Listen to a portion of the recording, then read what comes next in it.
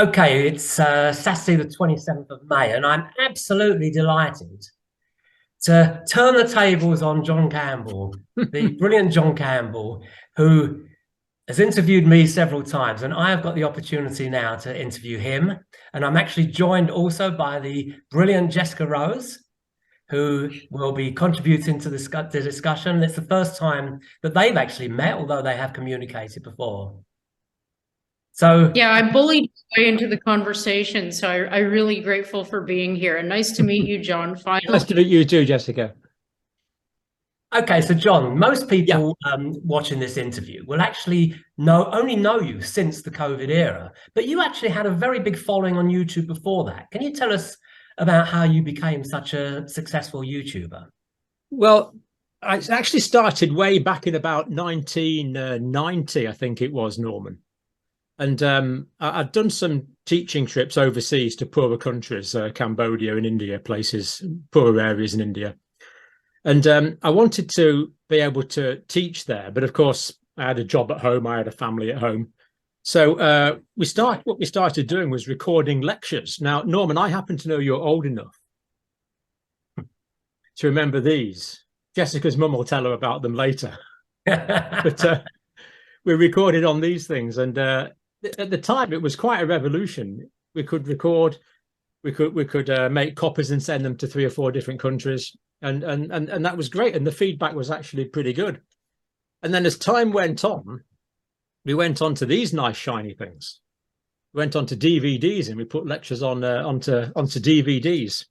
But then, of course, things became completely, to use that appalling phrase, dematerialized. And I actually went on to YouTube. My techie at work said, John, it'd be a good idea if you went on to YouTube. I said, well, what's that? This was 2007. Actually, I'd heard of it, but I didn't know anything about it. So we started uploading views, and then to our surprise, we got thousands of views in the first week, just uploading basic lessons. So, you know, what you might call talk and chalk, you know, me with my felt pen and a whiteboard and drawing a picture of the heart or the lungs or whatever it was.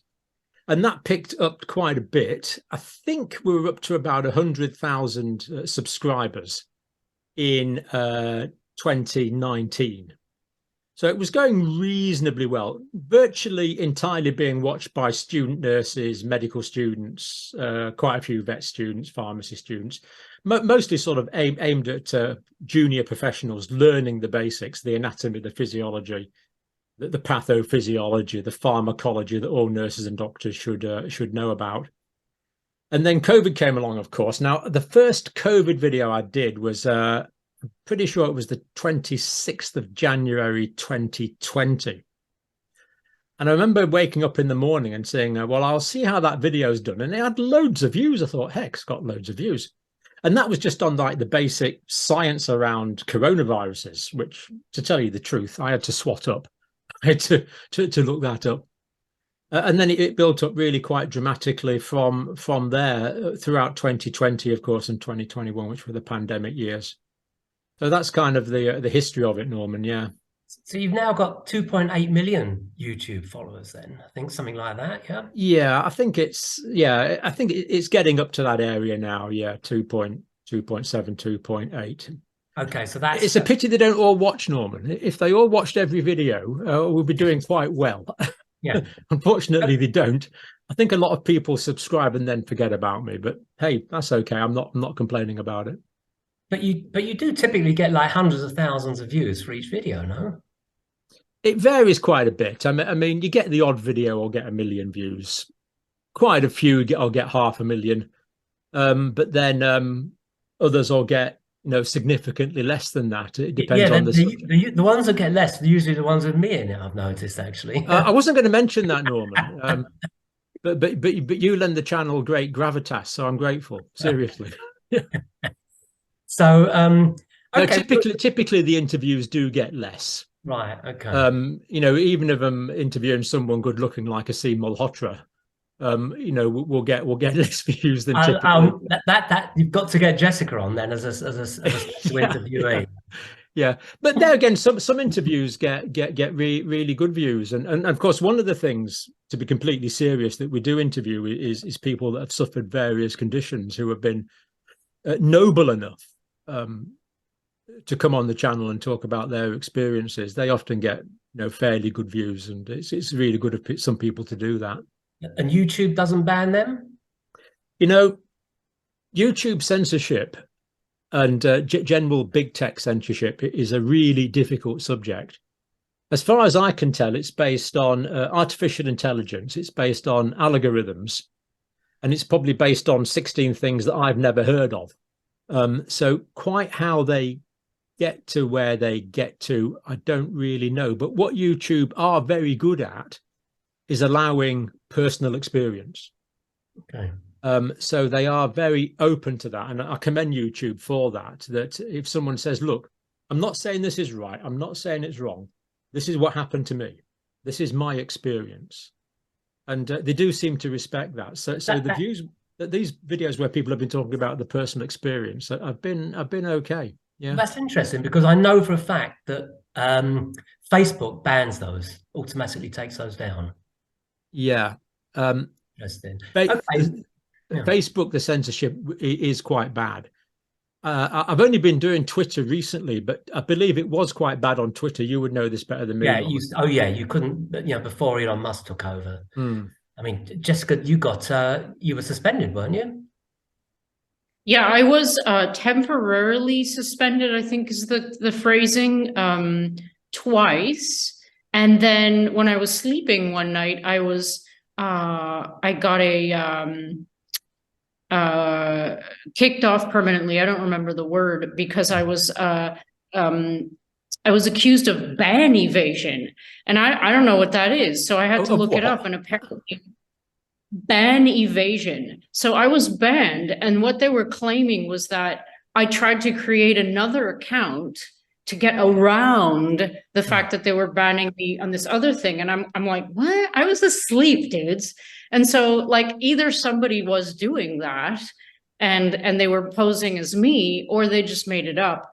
Either way, it was like the reason why I was censored is because I was posting VAERS data from CDC, but I was posting it verbatim. Like I quoted the symptom text file in somebody's VAERS ID. And it's like, if that can get you kicked off of a social media platform, I don't know what the hell is going on anymore, because it's like, that's a government database I'm quoting. If you're saying that that's misinformation, then you're calling a government database misinformation. And furthermore, what you guys were just talking about, this trying to attempt to censor somebody's personal experience. No.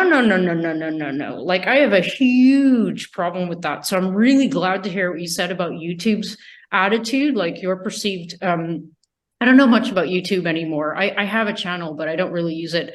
But I'm glad to hear you say that, because you really can't debunk someone's personal story. You can't do that. It's their truth. It's their reality. You can't say that it's misinformation, because otherwise you're kind of just saying that they don't exist. It's like, you can't do that. So yeah.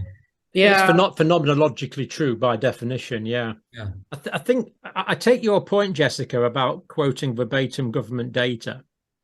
But the point is, I think you're assuming that this is rational. Yeah. That this is reasonable. Now, I would agree with you, but I'm another human being. I think, and of course we don't know with Facebook or other platforms, I don't think a lot of it goes through a human brain. So no one is sitting there making an informed decision saying, well, Jessica says that, but, hey, she's just quoting CDC, therefore it's reasonable. I don't think that happens. I think it picks up keywords, key phrases, key concepts, of course, with artificial intelligence, and makes decisions based on that. Yeah, no, I think you're absolutely right. It looks for death for sure. Like, if you use the word death anymore, anywhere, you're going to get booted from wherever it is. I've noticed that. But what I'm wondering is, are the AIs and the bots capable now to see quote unquote the word death, like DEATH, by the layout of the pixels, from a screenshot? Like, do they actually have to pick out characters, or can they detect the shape of the letters from a screenshot? Do you guys know what I mean? I do, and Yeah. I think it's more. I think the answer is it's more audio recognition. Yeah, on YouTube. Audio. Sure. Yeah. Right, audio from you. Yeah. Okay, right. Or words in the title and words in the description. But Norman and I were discussing a particular topic recently for a particular platform that we won't mention, and Norman said to me, "Well, that's official government data. We know that's a fact." And I said, "Yeah, it's a fact, but that's irrelevant because this is not necessarily reasonable and logical. It's not going through a reasonable brain. It's not a considered medical or legal opinion. It's just an algorithm." And as a result of that, Norman suffered a penalty for saying something that was true. And this is the frustrating thing. It's not rational. Yep. I got kicked off for a week and a strike on YouTube. Anyway, get to the meters now. So your views, John, on the COVID narrative have changed quite dramatically from originally supporting, I guess, what you call most of the official narrative. And that included, I mean, the official narrative, for example, was opposed to the Great Barrington Declaration, which is now considered to be, everybody says, well, that's kind of like sensible. And especially the idea that the vaccines were safe and effective. So first of all, what convinced you to promote the vaccines in the first place, for example? And what was the key thing that happened that made you change your mind? This whole experience to me, Norman, I think there's analogies with the First World War. It was kind of the end of the age of deference, when soldiers came back and thought, well, you know what, these officers are just as stupid as we are, or in most cases more stupid than we are. And that's what I've been left with, just feeling so let down, even betrayed by for example, my government and my government officials. So when you have the Prime Minister, the Chief Scientific Officer, and the Chief Medical Officer all singing off the same hymn sheet, you think, well, I can assume that these people have got a hierarchy of brilliant people working for them. Surely what they are saying is the best possible analysis of the evidence at the time. And looking back now, I can see that it very often that wasn't the best possible analysis of the evidence at the time. And I just feel really completely let down by that. The disappointment and the disillusionment that I know a lot of people feel, and the betrayal and the lack of trust in authority. Runs pretty deep in me and in a lot of other people. But to be more specific about your question, Norman, what I've always been interested in, because basically I was a first-year psychiatric nurse when I was 18, and I was a psychiatric nurse, a general nurse, and I taught nurses. Been involved in health medical research around the world and teaching around the world and looking at health problems around the world. It's always been the health of the individual that I've been interested in. And as 2021 went on, I started doing some interviews with people who'd suffered vaccine injuries. And the people that I interviewed were at pretty low risk. We're talking about young, fit adults here that were pretty low risk. So to me, it started to realize, just a minute, a medical intervention here should be carried out for the benefit of the individual. And that didn't seem to be getting done. So the whole risk-benefit analysis seemed to change to me clearly. And by the end of 2021, as you'll remember, the Omicron was coming thick and fast. Omicron was making people way less sick. Omicron was highly transmissible. Everyone was getting it. And we'd been told overtly and covertly that, well, you need the vaccine for immunity. But then I thought, just a minute, I've been teaching the immune system for the last 30 years now. And we talk about the innate immune system and the adaptive immune system. And the adaptive immune system is the whole point of the adaptive immune system, is it adapts to new potential antigens in the environment. And I knew from basic theory that the immune system could recognize up to 8 or 9 billion different environmental antigens. I thought, well, why should this virus be any different? surely this natural immunity is going to be there. We're not dependent on the vaccine. We're not dependent on the intervention. Now, we could argue about whether vaccines were important in the early stage, but this whole thing about natural immunity seemed to be being ignored.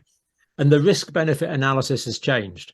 So when and I was following the Zoe symptom tracker data, and as Omicron went on, the symptoms of COVID became less and less the severe chest pain, the severe respiratory distress, more and more onto the upper respiratory features as being an upper respiratory virus. And then penny kind of dropped that just a minute, this is just now, thanks to Omicron, not through to anything clever that human beings did, but as a result of the natural evolution, if you like, of this virus, the natural change in the created order that makes viruses less pathogenic typically as time goes on. I mean, it happened very quickly with Omicron. That was a big favor the creator did to humanity there. We benefited a lot from Omicron really quickly.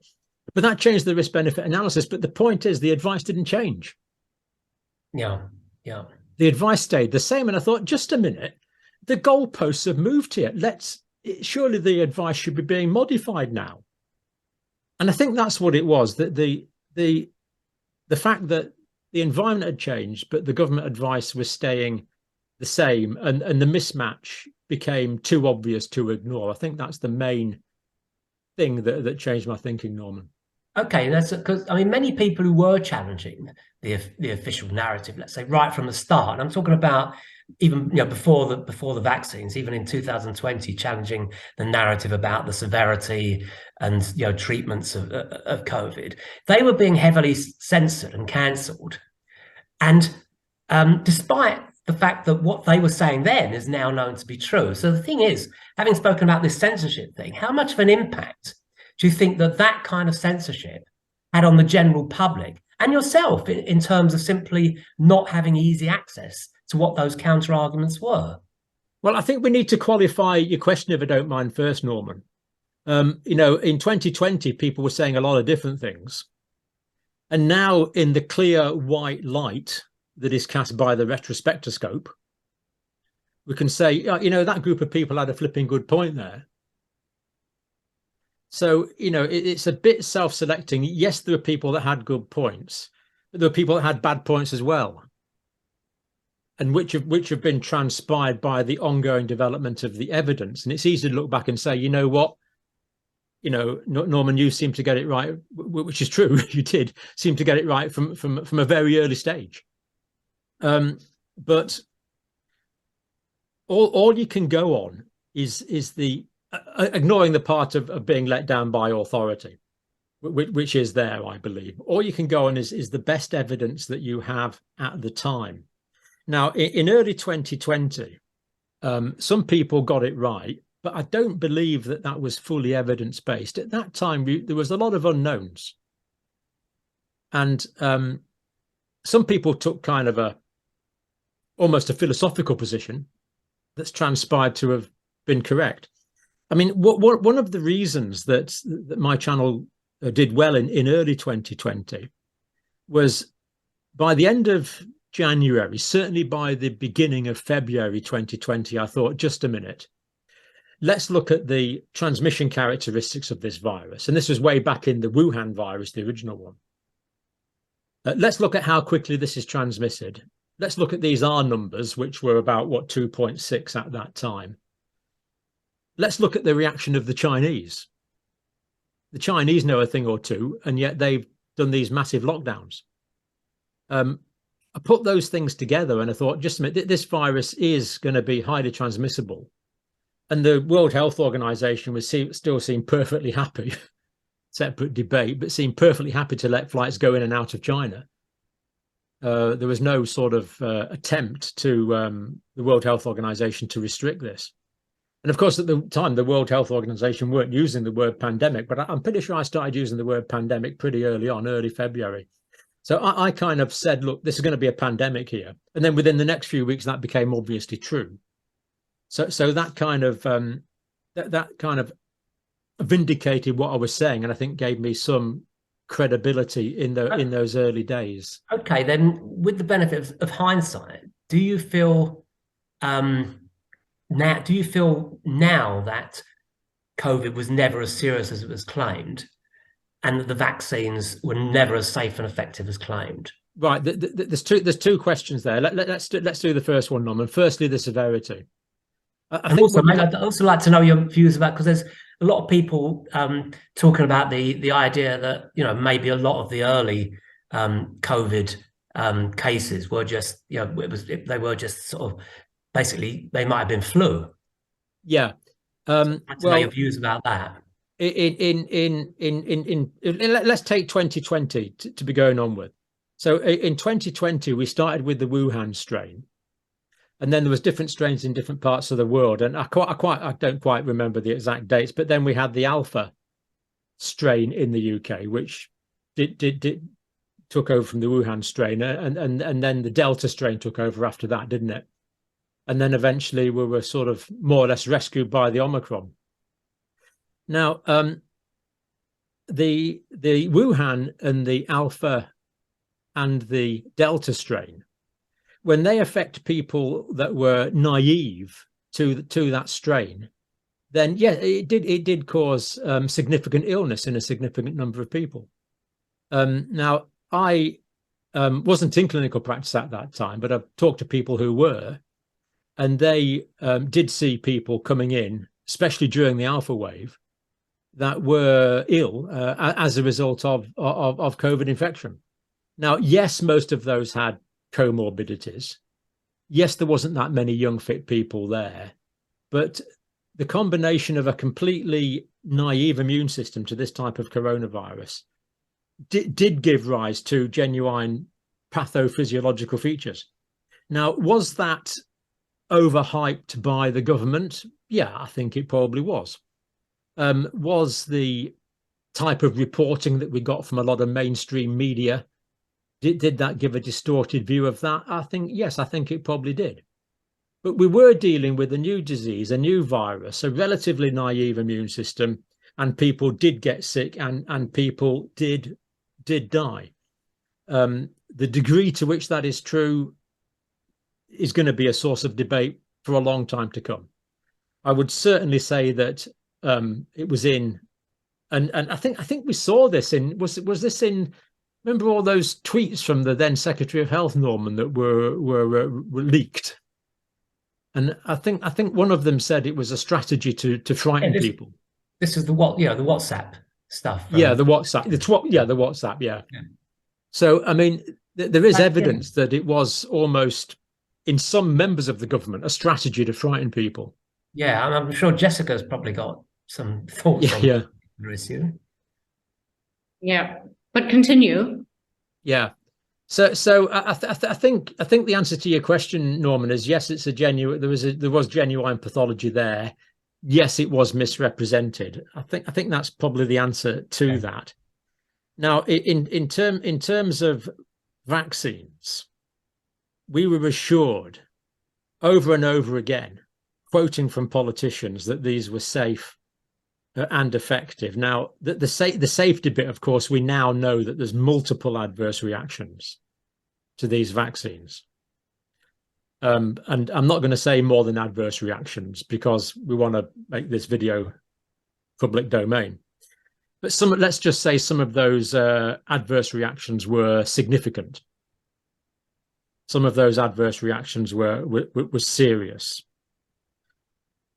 And yet we were told repeatedly that these were safe. So clearly, the way that I would use the word safe and the way that officials were using the word safe have two completely separate meanings. In terms of effectiveness, well, there was some evidence from the original trials that they reduced transmission for a period of time. We didn't know how short a period of time they would work for. Sorry, they didn't reduce transmissions. They reduced the probability of someone suffering symptomatic disease. They were never very good at reducing transmission. And it's now become obvious that respiratory viruses don't really, a systemic immunization won't significantly reduce the transmission of a respiratory virus. So we've got kind of different factors there. Is it reducing transmission? Not very much was the answer. Is it stopping symptomatic disease? Well, for the original strain with the original vaccine to some degree, but again, much more limited than we were thought. Is it preventing serious illness? Well, in the early stages, there is some evidence that it did prevent some serious illness, but nothing like as much as we were led to believe. So I just get the impression that this is going to be debated for an awful long time to come. But it was nothing like as good as we thought it was, and there was an awful lot more adverse reactions than we thought there would be, particularly with particular types of vaccine, of course, that was subsequently limited to particular age groups and was subsequently withdrawn. Yeah, as we've discussed. Yeah. Mm. Yeah, Jessica, did you want to come in on any of that? Well, I'm one of the people that was a real early bird on this. It's just you know, I have a background as well that kind of gives me a unique detection system, and I know kind of what to look for scientifically and also pathologically, I suppose, if you go outside. Like a lot of the things that I did in the beginning was just to go outside and observe what was happening to the people, and yeah, exactly, they didn't align. So that made me look even harder at eventually the adverse event data, as you guys know. But I wasn't.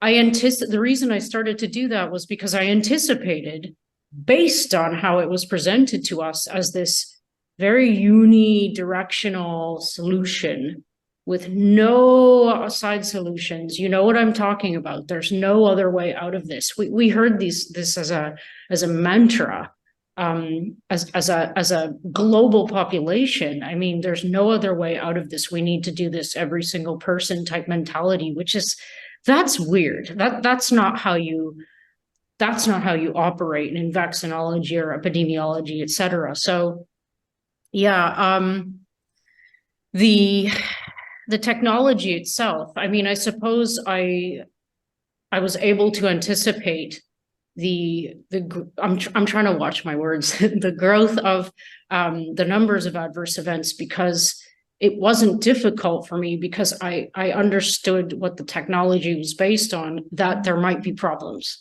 The introduction of a foreign protein to be produced by the self is a bad idea. And that's why I found it so unbelievable. I'm like, the claims were that this was going to be a transient, pretty much innocuous experience. It was going to teach your body, the acquired branch, how to fight off the challenge, like when you see the real pathogen, using this exposure to this one protein.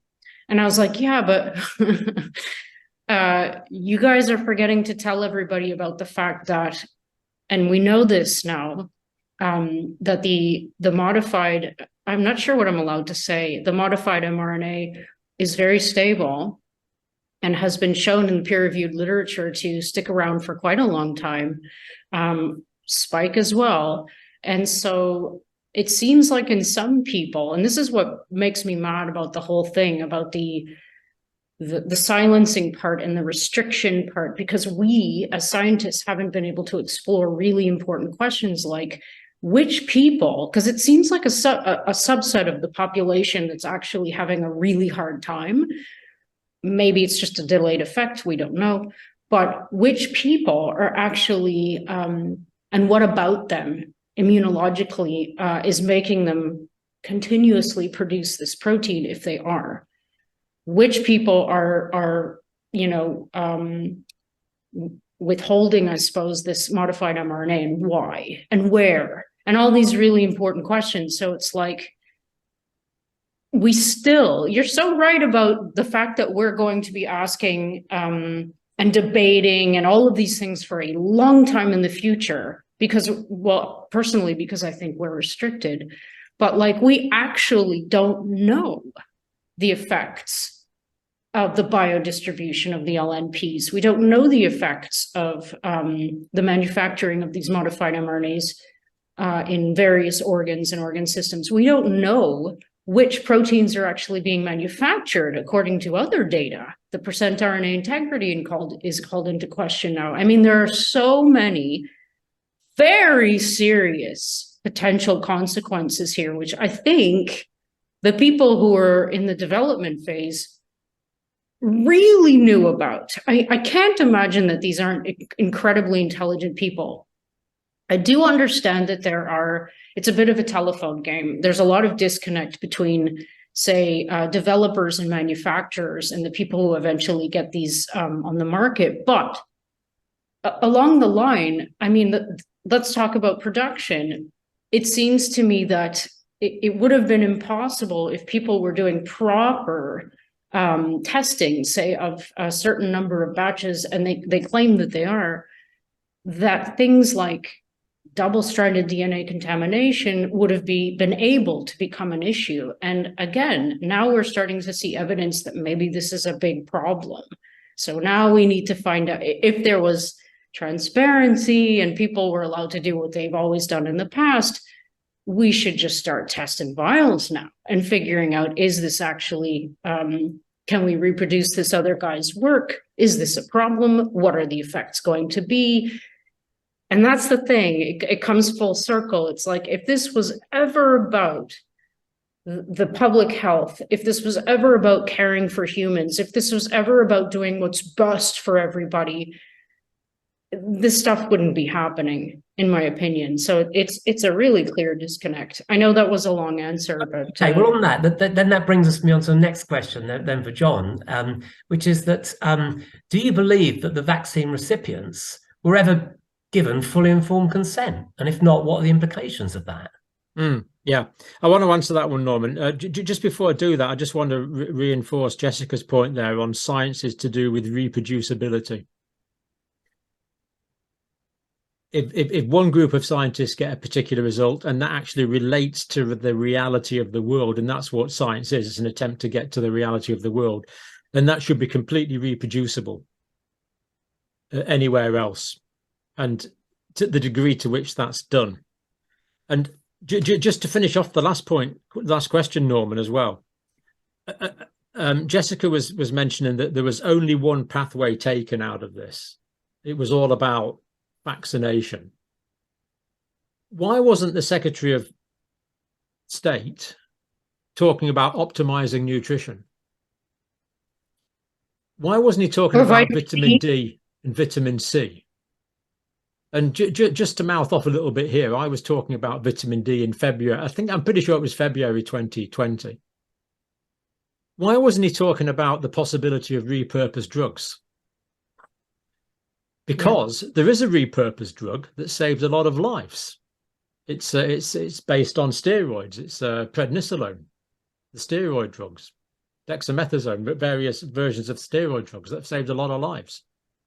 There's other repurposed drugs which could have been considered. Why wasn't he talking about weight loss? Why wasn't he talking about blood pressure control? Why wasn't he talking about exercise? All of these things that we know. Why wasn't he? Why do you think they weren't? Because they only saw vaccination as the only show in town. Okay. Now, of course, no one's saying our politicians are compromised, Norman, of course. But okay then, but no one's saying that. But why didn't they mention all these other things? No, you're absolutely right. But again, coming back to the vaccine, then, I mean, what was your original? So let's get back to your question. Yeah. Okay. Yeah. But it was just about whether do you think they were given fully informed consent? And if not, what would be the implications of that? Yeah. Well, in retrospect, the answer to that is clearly not. I was vaccinated 3 times. And on none of those occasions was I told about any specific risks at all. No, that just been my experience. I might have had particularly bad experiences, but I wasn't given any information by clinicians to allow me to make an informed choice. Now, when you go in for an operation, the surgeon has to tell you that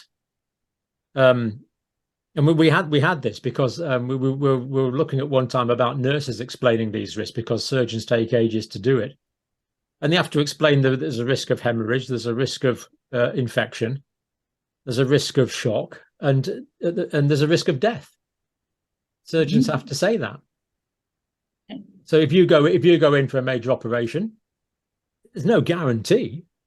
Well, any operation, there's no guarantee. It's overwhelmingly likely you're going to be okay, but there's no guarantee. So they have to give all these. They have to give all these risks. And if you've signed a consent form in hospital, they'll have these on to say you've done all these. But with the vaccines, I wasn't told about any potential adverse reactions. Okay. Did you have to sign anything? Like, do they have any version? No. Nothing? No. That's a really interesting comparison that you just did. Because it seems to me, I mean, I know it's not surgery, but it is injection with an as yet experimental product. So it's interesting that not only is there nothing that you have to sign as per informed consent, but your story is, I've heard this thousands of times, where people, it doesn't matter where you go. You can go into a pharmacy or at your GP, and there's no information given about potential side effects in the majority, all the cases I've heard, which is kind of strange, because even the CDC, if I'm not mistaken, they've changed the warning label on certain product pertaining to myocarditis, the side effect of or the adverse event in young kids. So it seems to me they kind of have a duty. It's neglectful not to do so. I mean, what if, this is how I think, what if that person that you didn't provide information to, especially if they ask for it, does succumb to a specific adverse event? What, you know what I mean? Like, what, there's no recourse. There's nothing. You're just kind of stuck with that situation. So, yeah. I don't think many people were asking for it, Jessica, because of the Prime Minister and the Chief Medical Officer and the Chief Scientific Officer and the World Health Organization have told it was safe and effective. So we believe them. Yeah. Okay, so let's move on then to what was your original view of the idea of vaccine mandates? Because again, that was a kind of like almost like the standard narrative that the mandates were needed. And has your view changed on that? No, I don't think I would ever mandate any form of medical treatment, Norman. We did do a poll on this actually on my channel. You know that on the channel you can do a poll. Should vaccines be mandated? And I was careful not to give a view on that, but I think it came out well over 70% were against vaccine mandates. So no, I don't think I would ever have advocated mandates. And when people were being mandated, in retrospect, it would have been better to advocate for them more strongly than I did. Okay, and what about, because also, I mean, I think it's fair to say that you were certainly, you were, I guess, were advising people that it made sense, to get the vaccine. I mean, how do you feel about that now, retrospectively? Yeah, two things there. One is I've always been very aware not to give overt medical advice on the channel. So I've never actually advised, as far as I remember, I've never actually advised people to have any medical procedure. It's the same when I'm talking about vitamin D. Yeah. I never say, look, you should be taking so much vitamin D. What I'll say is, well, this guideline says this much vitamin D. Personally, I'm taking 8,000 units a day at the moment. Right? Not now because it's sunny. But I'll say what I'm taking. So don't actually advise people to take medications or indeed to do anything, because people always have to go through their own healthcare provider, because I don't know the individuals. Having said that, what did I overemphasize the official narrative of safe and effective? Was I insufficiently critical of that narrative? Looking back, yes, I was insufficiently critical of that narrative. Okay, so and as a result of that, I think you've come under attack from both sides of the COVID. Everyone attacks me, Norman. So initially, the skeptics were unhappy that you seem to be, kind of like towing the official government line, and then you've come under attack from people who, so they were kind of like unhappy that you've come under attack from people who are, let's say, on the skeptical side of the argument, who kind of like suggest that the change of direction means that you're some kind of controlled opposition, who's being kind of like handsomely rewarded financially. So yeah, people have been publishing your company accounts and stuff. I mean, what's your response to that? yeah. I started a company because if not, you just get completely clobbered for tax. But my accountant does all that, so I don't really understand that very much at all. But the key thing is to follow the. That's why I put these posts up here. Follow the evidence. Now, that one there, I don't know if you can see it, but that says wherever it leads. So the evidence has often taken me to diametrically different opinions about things. But for years, we taught breastfeeding mothers and pregnant mothers not to eat peanuts. For years, we taught diabetics should have a low-fat, high-carbohydrate diet. And these things are now completely reversed. The idea of telling a diabetic now to have a high-carbohydrate, low-fat diet is unthinkable. And yet this is what we did. We followed the official guidelines. And in retrospect, these were often wrong. Okay, that's interesting. Okay, I was going to ask you, I mean, of course, I mean, the thing is, since you've started challenging the official narrative, yeah, that's when you've had your videos taken down and had your sort of temporary suspension. As a matter of interest, did you ever have any of that problem before? I had a video taken down very early in 2020, talking to a particular doctor about a particular intervention. Right. So that did happen reasonably early. As well as that, that's interesting, because that was, again, so that would have been considered that you were even then you were starting to sort of kind of like challenge the official government narrative, and that's why they were even then. I don't think it was challenging the narrative. It was just being open to evidence, Norman. Right. This particular doctor was giving me evidence about a particular intervention. Okay. And I thought, hey, that makes sense, but no, that didn't pass the official bar of qualification, and even now I still can't talk about that particular doctor or that particular intervention. So yeah, there was difficulties earlier on, and right at the start of the COVID pandemic. Anything that didn't come directly from the WHO or the government was not exactly censored. But I mean, for example, YouTube videos were routinely demonetized if they talked about COVID. Yeah, because you get this notice that if it will actually say that the reason for this is that it doesn't satisfy the views of the World Health Organization. It's inconsistent, I think they say, with the views. Yeah. Well, something like that, isn't it? Yeah. But as you say, and Jessica said, even if you are quoting verbatim data from official sources, sometimes you still can't be as open in discussion as you would like to be. So it would be better if we're in a situation where we could be completely almost think out loud.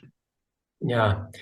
Okay. Again, so you've made it, I mean, you have made it clear many times that you've always been a very strong supporter of vaccinations generally. I'm not talking about the COVID vaccines, but the vaccinations generally. So I'm just interested to know whether what you've learned about the pharma industry and its influence over the medical institutions and media over the the COVID vaccinations, has that caused you in any way to reevaluate your beliefs about other vaccines, or do you think that the COVID kind of like debacle was a one-off? I think you've asked two questions there, Norman. The first one is about the pharmaceutical industry, and the second one is about vaccination. So to take your first point first of all, am I more cynical about the pharmaceutical industry? Absolutely. It just seems that so many new medications these days, you've got to take one pill a day for the rest of your life. What I'd like to do is take one pill and be cured. Yeah. Is there a financial interest to manage disease rather than cure disease? I mean, the classic example of this was Barry Marshall back in about 1990. You might remember with the Helicobacter pylori, where basically instead of taking medicines every day to reduce stomach acid, he could cure it by eradicating the Helicobacter pylori.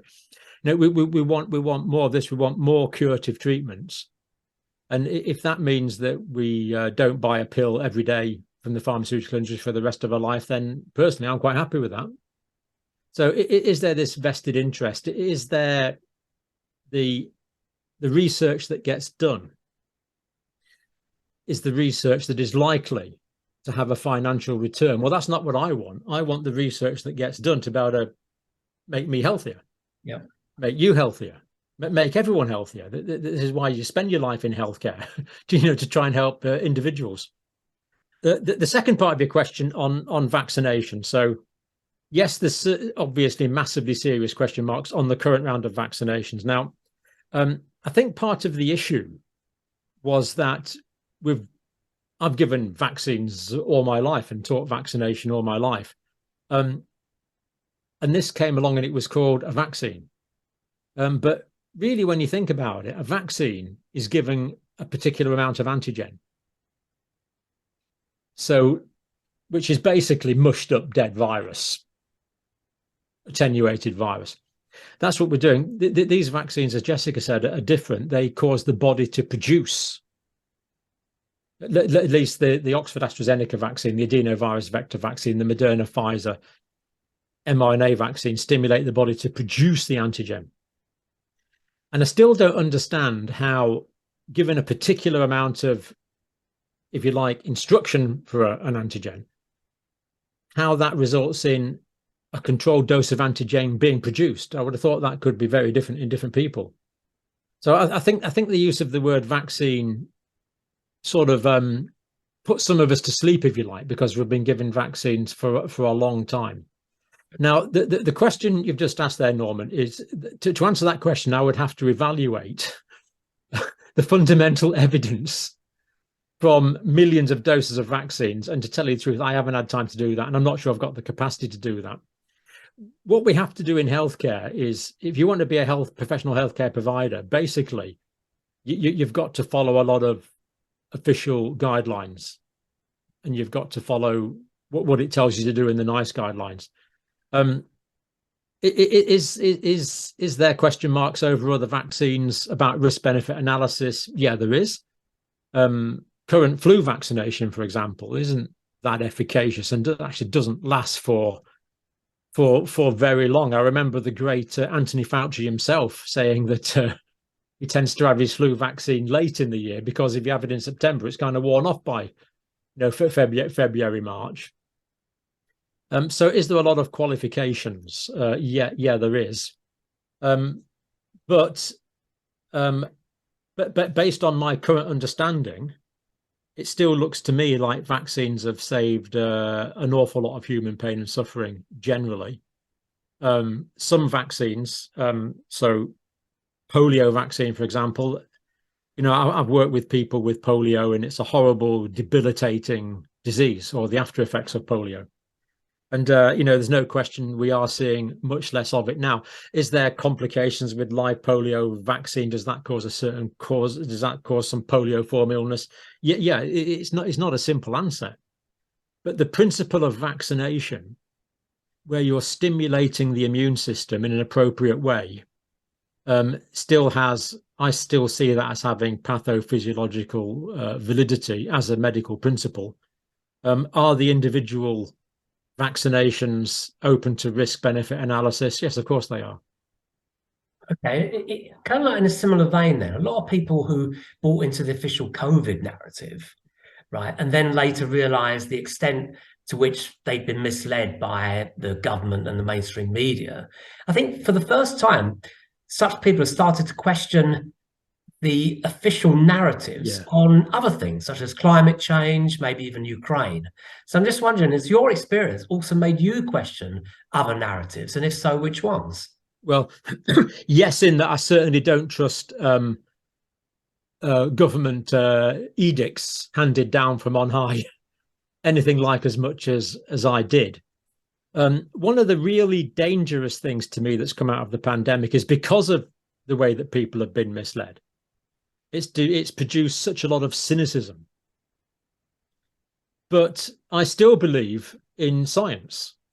Science is an empirical study to illuminate the nature of physical reality. And if that's well done, and it's properly done, that's still good. Now, we know that vested interests can pay for particular pieces of science to be done, and we only get a particular narrative. We know there's all sorts of problems.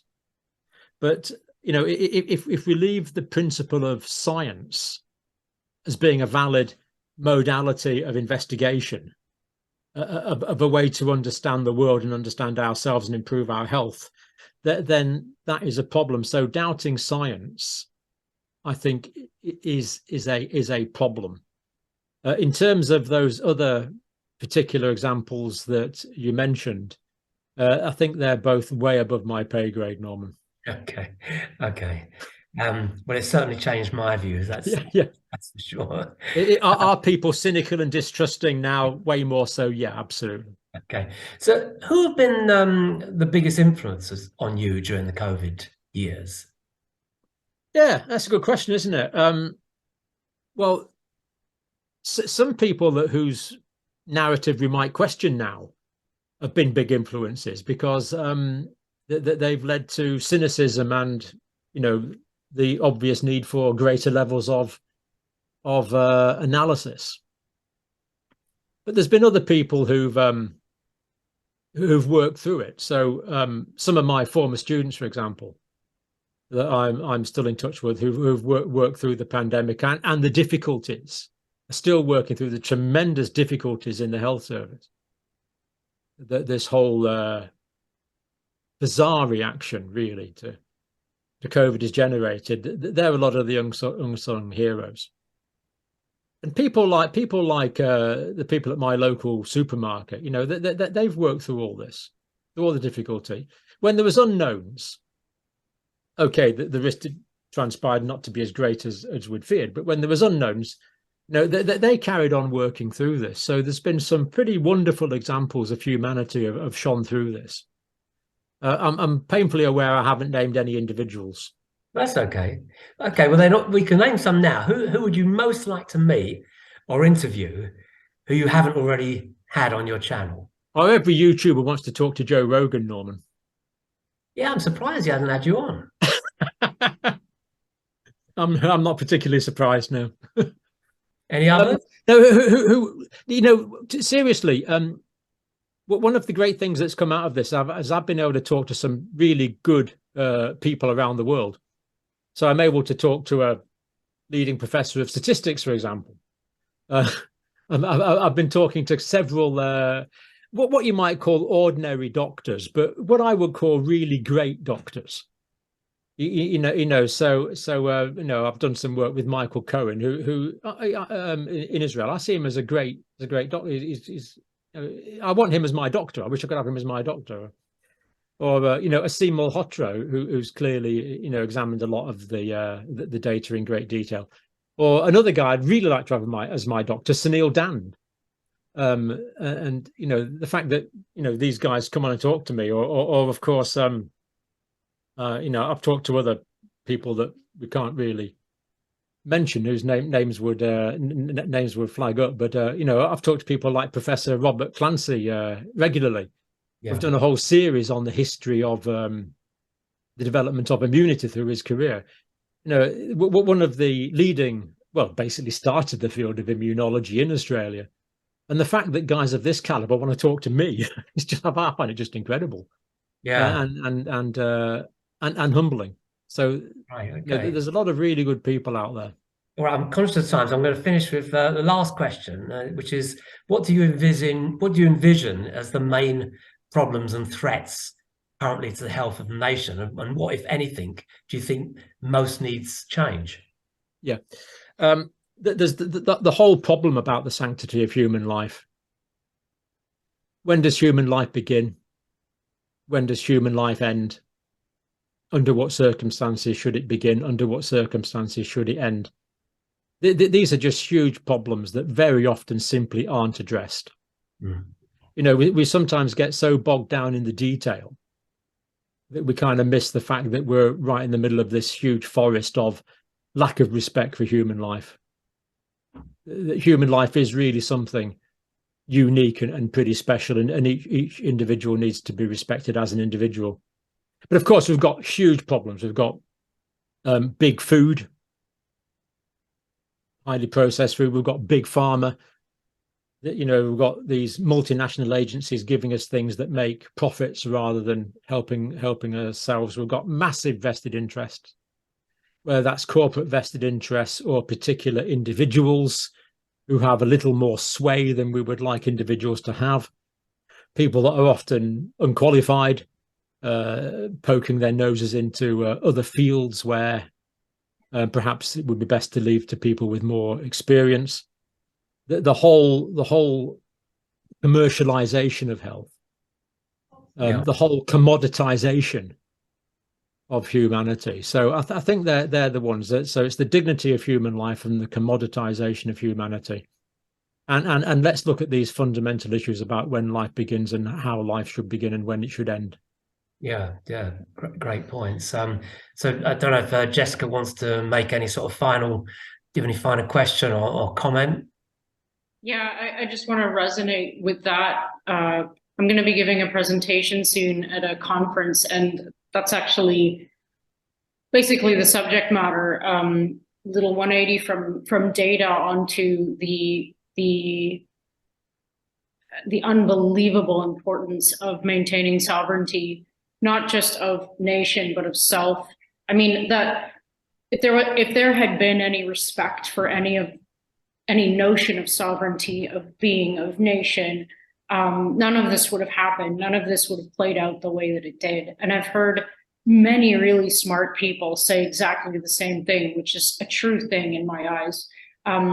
If we maintain our individuality, which of course we should, because we can't really exert our creative beingness without doing that, we're going to lose a lot of wonderful creations and opportunities. Like say we hadn't all been told to be in lockstep the way that we were, and say that repurposed drugs weren't allowed in this context, and say that the independent scientists from countries all over the world were just told, do your thing. If doctors were not like handcuffed and said, do your thing, be a doctor, care for your patients, there wouldn't have been a problem. Not even for a week, in my opinion. We would have had, we're brilliant, and we're even more brilliant when we get together and merge our ideas, and we would have had solutions out the yin yang, like, in my opinion. And we need to maintain sovereignty of being a nation, and that's like